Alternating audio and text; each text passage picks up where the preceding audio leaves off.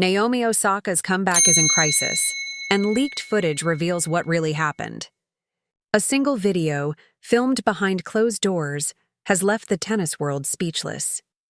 In that clip, Osaka isn't the calm champion we once knew. She's breaking. Tears, silence, a confrontation that no one was supposed to see. Fans are divided. Was it pressure, betrayal, or something deeper? The footage doesn't just show a bad day. It exposes a war within herself. A war between the athlete the world created and the human she's fighting to be. No reporters. No filters. Just raw emotion from a woman who once ruled the sport. And as the truth begins to surface, one question echoes across every court. Has Naomi Osaka already lost the match before even stepping back onto the court? The comeback was supposed to be beautiful. After months away from the court, after motherhood, reflection, and silence, Naomi Osaka was ready to return. The world had been waiting almost impatiently. Reporters called it the most anticipated comeback in modern tennis. Sponsors lined up. Cameras followed her every move. But behind the smiles and press headlines, something wasn't right. Osaka looked calm on the outside, yet her eyes told a different story. Each serve, each swing carried the burden of expectation.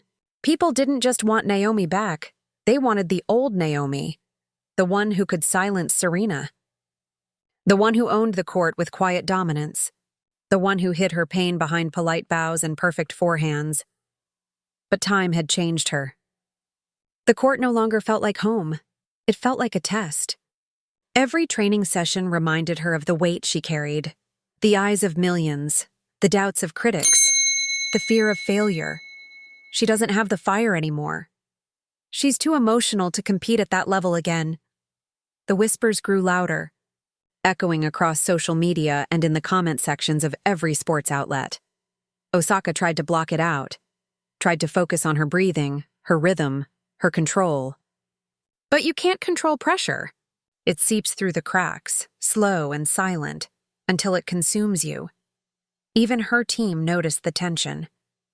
Practices that once ended in laughter now ended in silence. Her coach, known for his calm nature, grew concerned. "You're not trusting your instincts anymore," he told her during one quiet afternoon in Tokyo. Osaka nodded, but she knew the truth. It wasn't about instincts. It was about identity. Who was she now? A mother trying to return to the sport she once ruled? Or a former champion trying to prove she still belonged? Her first official match back was just weeks away, and every day leading to it felt heavier. The cameras kept rolling, capturing her training, her stretching, her quiet frustration. The footage was meant for her personal archive, a motivational record to show how far she'd come. But what it captured was something else entirely. Moments of silence. Hands trembling after missed serves. Long pauses where she just stared at the ground, lost in thought. And then something sharper. A brief emotional exchange with her coach. Words muffled, but tone unmistakable. Anger, fatigue, and pain. Nobody outside the team was ever supposed to see it, but fate had other plans. That evening, as Osaka sat alone reviewing her match tapes, a thought crept in. What if I'm not ready? It wasn't doubt in her skill. It was fear of the noise. Fear that her story was no longer hers to tell. She opened her phone and scrolled through the headlines again. Can Osaka handle the pressure of motherhood and competition? Is her comeback just another PR move? Each title felt like a wound. She took a deep breath, stood up, and walked back onto the court. Alone. The stadium lights were off, the world asleep. Just her racket, and the echo of her own heartbeat. She hit one serve, then another, and another, until the sound of the ball against the strings drowned out everything, the critics, the doubt, the pain. In that moment, Naomi Osaka wasn't the world champion. She wasn't the mother, the activist, or the headline. She was just a player, trying to find her rhythm again, but little did she know. The footage being recorded that night, meant only for her eyes, would soon leak into the world. And when it did, it wouldn't just question her comeback. It would redefine it. It began quietly. A single video clip, just 47 seconds long, uploaded without context, without source, without warning. The thumbnail showed Naomi Osaka mid-practice, head down, hands on her knees. The caption read, "Breakdown or excuse." The truth behind Osaka's comeback. Within hours, it spread like wildfire. What was meant to be a private training session inside a closed Tokyo facility had suddenly become public property. Every social media platform, from Reddit threads to Twitter hashtags, was flooded with slowed-down replays and wild analysis.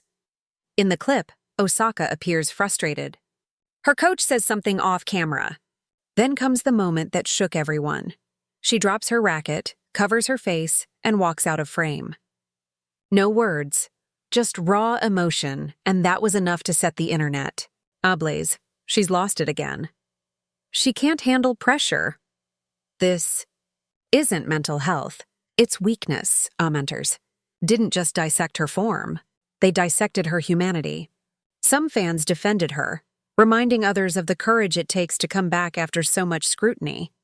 But the louder voices were cruel, feeding the idea that Osaka's comeback was crumbling before it even began. The timing couldn't have been worse. Just 2 weeks before her official return match, she was suddenly the face of another controversy. Not for what she said, but for how she felt. Inside Osaka's camp, panic spread. Her agent woke her up at dawn. The first words she heard that morning weren't "good luck" or "you've got this." They were, "Naomi, something's leaked." At first, she didn't believe it. How could something so private, so controlled, reach the public? But when she saw the clip on her phone, her hands went cold. That wasn't just footage. That was a moment of vulnerability, a moment no one was supposed to witness. Her team immediately started damage control. They called it unauthorized, misleading, contextually incomplete. But it didn't matter. Once something hits the internet, it takes on a life of its own. Talk shows began dissecting it. Former players chimed in. One said, "Every athlete breaks down, but doing it in front of a camera, that's different." Another asked, "If she's this unstable in training, how will she handle competition?" Each opinion cut deeper than the last. By afternoon, the video had crossed 1 million views. That night, 5 million. The hashtags shifted from support to mockery. Our Osaka breakdown trended worldwide. Brands that once celebrated her courage went silent.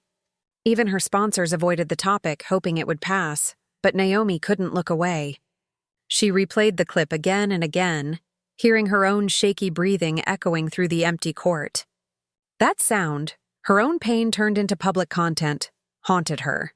She thought about deleting her social media, cutting everything off. But something inside her resisted. Maybe defiance, maybe pride, maybe exhaustion. She posted one quiet message instead. No photo, no caption, just 3 words. "Let me heal." It was simple, honest, and devastatingly human. But the internet doesn't rest. Screenshots turned her plea into headlines. Analysts twisted her words into weakness. And behind closed doors, her team faced the impossible question: who leaked it? An insider, a hacker, or someone trying to destroy her before she could rise again? The answers weren't clear. But one thing was certain. The footage had changed everything. Her comeback wasn't just a sports story anymore. It had become a global spectacle, a mirror reflecting every doubt she'd tried to bury. And as the noise grew louder, Naomi realized something. Her biggest opponent wasn't across the net. It was the world watching her fall. When the footage hit its 10th million view, the internet stopped being curious. It became judgmental. Every sports outlet, every talk show, every influencer suddenly had a take. They called it the meltdown, the moment Osaka broke again, the proof her comeback was collapsing. It wasn't just analysis anymore. It was a feeding frenzy. Sports radio hosts replayed the clip on loop, their voices sharp with mock sympathy. One commentator sneered, "If you can't handle practice, how can you handle match point?" Another replied, Maybe she's addicted to attention more than victory. The word spread faster than truth ever could. By midweek, hashtags like Osaka crisis and fragile champion were trending in multiple languages. Even former pros, athletes who once praised her, joined the chorus. Some meant well, offering advice about mental toughness. Others hid behind faux concern, twisting empathy into subtle blame. And through it all, Naomi stayed silent. She showed up to practice with headphones on, blocking the cameras that had now multiplied around her facility. Reporters shouted questions, each one more invasive than the last. "Naomi, were you fighting with your coach? Are you pulling out of your comeback tournament? Was that footage real or staged?" She didn't answer. She couldn't. The truth was simple. The footage was real, but the story wasn't. Nobody saw what came before or after that moment. Nobody saw how she picked up her racket again minutes later and kept training. But the internet doesn't care about full stories. It only cares about viral ones. The backlash didn't stop at words. Sponsors began holding private discussions. A magazine cover was quietly canceled. And the comeback narrative, once hopeful, turned tragic overnight. Even fans who once admired her began to question her resilience. Under one post, a comment stood out among thousands. "She used to inspire me. Now she just looks lost." Those words hit harder than any loss she'd faced on court. Meanwhile, her coach, visibly shaken, spoke out for the first time. "We're all human," he told a small Tokyo outlet. That moment was private. It wasn't a breakdown, it was burnout. But even that quote got twisted online. Coach confirms Osaka burnout. Everything she did, every word, every silence, became evidence in the court of public opinion. That night, Osaka sat in her hotel room, scrolling through the chaos she never asked for. Each headline felt heavier than the last. Osaka's emotions explode again. Naomi losing herself under pressure. She's not ready for this. For a moment, she thought about quitting, walking away before the comeback even began. Would anyone even understand if she did? But then, deep in the comment threads, she found something else. A handful of messages, quiet, buried, but real. "Take your time, Naomi. We believe in your comeback. The strongest people fall, but they rise different." And that's when something shifted. Amid the noise, there was still belief. Still love. Still faith that she wasn't finished. She closed her phone, looked in the mirror, and whispered to herself, "Let them talk. I'll show them." Next morning, she arrived at the training center early, before sunrise. No cameras, no noise, just silence. She tied her shoes, lifted her racket, and whispered the same 3 words again, this time stronger. Let them talk, because sometimes the only answer to the world's noise is focus. And Naomi Osaka was ready to fight back, not with interviews or posts, but with tennis. The video that broke the internet was never meant to exist. Yet within hours it was everywhere. Headlines, hashtags, reaction clips, and endless speculation. The leaked footage was just 47 seconds long. But those 47 seconds were enough to ignite a storm that would shake Naomi Osaka's comeback to its core. It started with a trembling camera angle, someone secretly recording from behind the practice court fence. The sound was muffled, but Osaka's voice was clear. "I can't do this if it's not for me anymore." That one line, raw, tired, and painfully human, was all it took for the world to twist the story. Social media exploded. Commentators claimed she was quitting again. Some accused her of disrespecting sponsors. Others said she was emotionally unfit to return. Within hours, Osaka quits was trending worldwide, but no one cared to see the full truth. Because what the clip didn't show was the context, the moment before, the tears after, the emotional exhaustion that had built up for months. Her team immediately launched an internal probe. They traced the footage back to a security camera, hacked and sold to an online tabloid for $38,000. A betrayal that cut deep, not just because of the money, but because of what it meant. Even in her most private moments, Naomi had no sanctuary left. For days, she stayed silent. Sponsors panicked. The WTA demanded explanations. Fans divided into camps, half defending her, half turning away. But silence can be louder than any statement. Then, on the fourth day, Osaka broke her silence. She uploaded a simple black and white video to her social media. No filters, no sponsors, no studio lighting. Just her voice. I saw the video. And yes, I said those words. Because I was tired of pretending that everything was fine when it wasn't. I'm not quitting. I'm just choosing honesty over perfection. That single sentence turned everything around. The same people who mocked her now found themselves speechless. Fans flooded her page with support. Athletes across sports reposted her clip, calling it the bravest comeback statement of the year. Even Serena Williams commented, "Vulnerability is strength. You showed that." Behind the scenes, though, Osaka's camp was still fighting chaos. The leak had triggered legal battles, security audits, and shattered trust.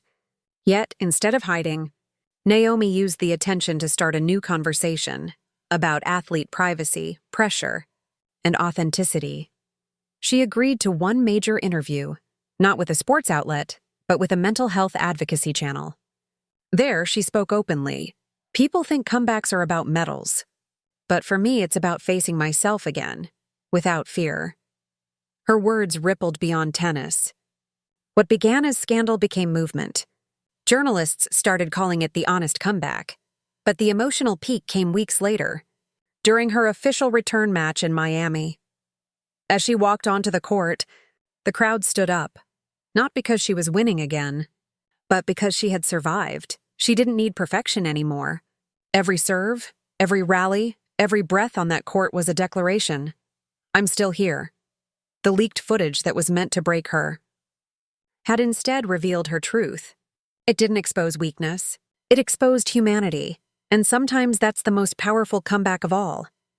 Months after the chaos faded and the headlines turned to new controversies, one truth still echoed across the tennis world. Naomi Osaka's comeback wasn't about returning to the top. It was about redefining what comeback truly means. In every post-match handshake, every quiet smile, every deep breath before a serve, there was something different about her now. The fire was still there, but it burned cleaner, no longer fueled by pressure, but by peace. Sports reporters once obsessed with her ranking now spoke of her resilience. Even critics began to admit Osaka had changed the conversation around athlete mental health forever. The leaked footage that once threatened to destroy her image had become a symbol, a reminder that behind every champion is a human being fighting unseen battles. And for Naomi, that battle had transformed into purpose. She began supporting young players privately, mentoring them on handling fame and expectation. One anonymous player later revealed, "Naomi told me it's okay to feel lost." She said, "Don't play for approval, play for love." That changed everything for me. That's what made her different. Osaka wasn't chasing trophies anymore. She was building something larger than tennis.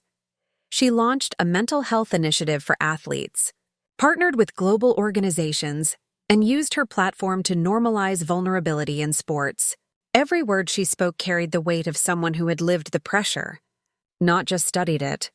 And yet, despite the healing, a quiet question still followed her wherever she went. Would she ever truly return to her prime? Osaka's response was simple and powerful. Maybe my prime isn't behind me. Maybe it's just not about numbers anymore. Those words hit differently. Because for once, the world wasn't counting her wins. They were counting her courage. The same fans who once doubted her now watched in awe as she played again. Not perfectly, but freely. Her comeback matches weren't fairy tales of domination. They were battles of spirit. Each time she stepped onto the court, it felt like watching someone reclaim their soul, point by point. Commentators said, "She doesn't play angry anymore. She plays alive." Even when she lost, there was no slump, no silence. She would smile, wave, and thank the crowd, gestures that once seemed impossible for her. Her evolution was complete. The leaked footage that had once felt like betrayal was now archived in documentaries, dissected in think pieces, quoted in motivational speeches. But its meaning had shifted entirely. It was no longer a scandal, it was a turning point. And so, as the season closed and new champions rose, Naomi Osaka's name stood not just in rankings, but in hearts. Because her story had transcended the sport, she became a symbol of modern resilience, a reminder that strength isn't about silence, but honesty. That victory isn't only measured by trophies, but by the peace you find after chaos. In her final interview of the year, Osaka smiled softly and said, "Maybe I didn't come back to win. Maybe I came back to feel alive again." That line would become legend. Because sometimes, the greatest comebacks aren't about the scoreboard, they're about the soul. Naomi Osaka didn't just return to tennis, she returned to herself. Her comeback became a message to every athlete and every human. You can break, you can fall, and still rise stronger. If you believe comebacks are built on truth, not perfection, hit subscribe, because more untold stories like this deserve to be heard.